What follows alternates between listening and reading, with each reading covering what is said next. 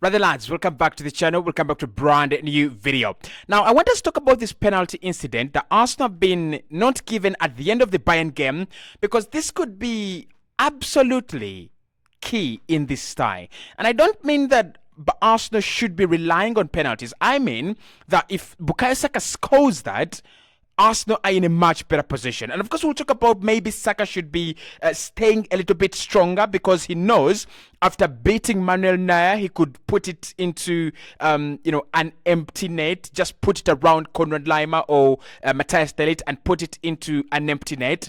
But let's look at this penalty incident, because I don't know how this is not a penalty. And we're going to look at both angles. We're going to look at the angle that shows, Saka there, diving into Manuel Neuer. But we're also going to look at the angle where Manuel Neuer intentionally brings his leg out to stop Bukayo Saka. I think Manuel Neuer, with his experience, he knows what he's doing there. And as for me, Manuel Neuer should be getting a red card in that game, and Manuel Neuer should be, not even in goal for the penalty. He shouldn't be.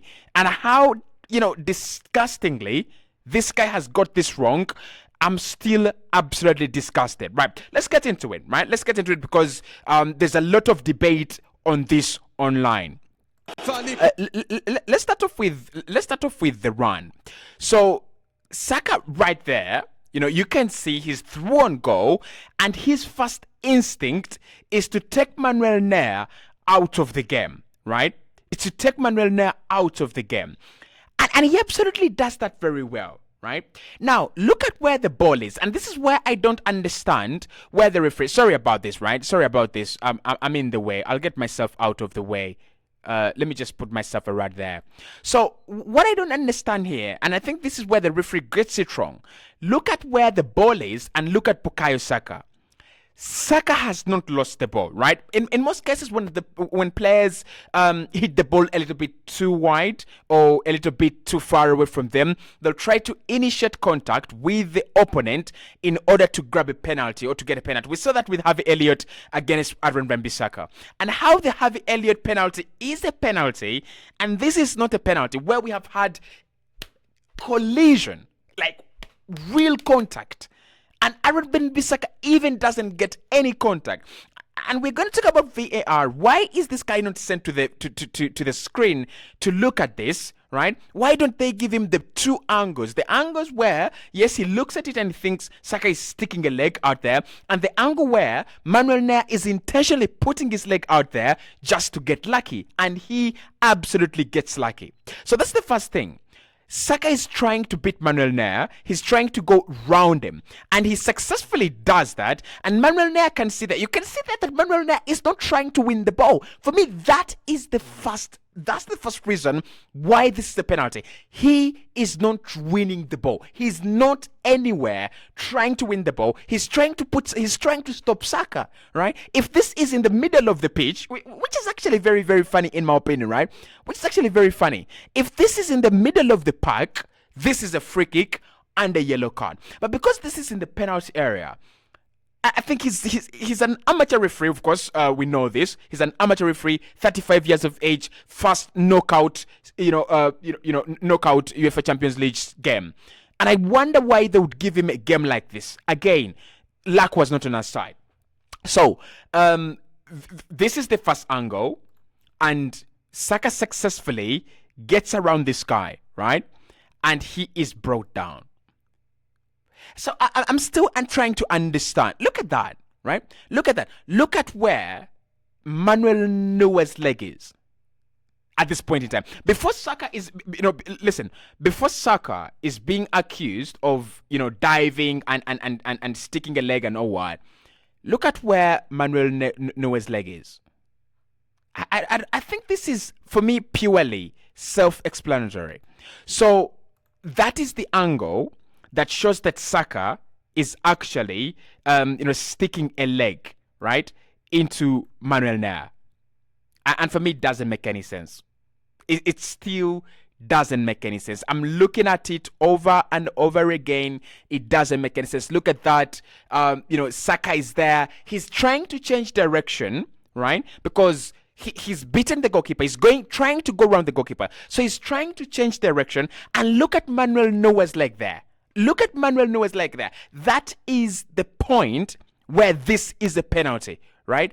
Look at Manuel Neuer's leg there. Look at him. He's stretching. He's stretching to get to where? To get to the ball. And he is miles away. He's miles away. Manuel Neuer is stretching to get the ball. He's miles away from this.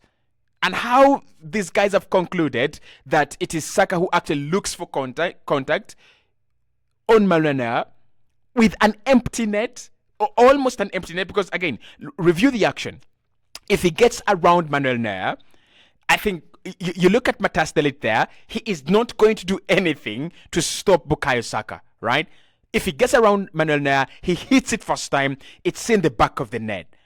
I don't understand this. I really, really don't understand that decision. But for me, let's talk about three things here. Number one, VAR. That cannot take a very short time. That can't take a short time because there are three angles for you to review. You have the angle where it looks like Saka is initiating contact, right? You have the angle where Manuel Neuer sticks his leg out, but he doesn't get to the ball, right? And he's moving towards Saka. And then you have the angle where he's intentionally trying to stop Saka by sticking a foot out. Three angles within a few seconds. We were absolutely robbed by these bastards. These absolute bastards, these wanks, absolutely ruined our game. And I don't think it was a perfect game, but they ruined our game. Now, the second one, why don't we see the referee being sent to the monitor? Because these are the instances where he's got to look at the monitor and he'll go, no penalty. Oh, yeah, there's a penalty.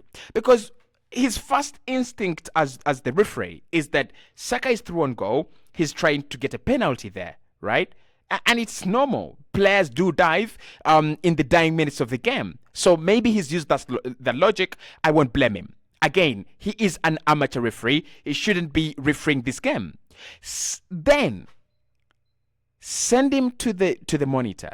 Send him to the VAR screen. Let him look at it again. Let him get a better glance at it again, right? Let him review all the angles. Let him look at Manuel Neuer and let him look at Bukayo Saka. If he is sure Saka is initiating contact and Saka has no intention of hitting the ball, well and good. No penalty.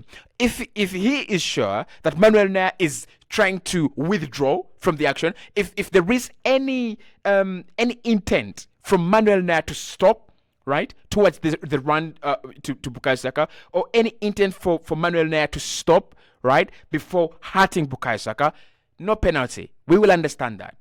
Send this guy to the monitor. Let him look at it again.